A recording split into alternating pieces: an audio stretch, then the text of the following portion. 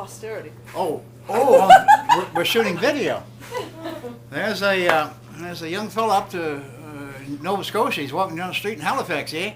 He runs across his buddy. He says, "How you doing?" He says, "I'm in trouble." He says, "What do you mean you're in trouble?" He says, "They caught me fucking a goat." He says, "Oh, geez, how'd that happen?" "Well, you know, been out there on the farm." He said, "Well, what are you going to do?" He says, "I don't know. I'm going to court next week. I need a lawyer. You know any?" He says, "Sure, my brother's a lawyer. He's a good lawyer. Got a big office, got private detectives. He's got secretaries and cell phones and computers. And boy, best lawyer, great actor. Best one I ever saw.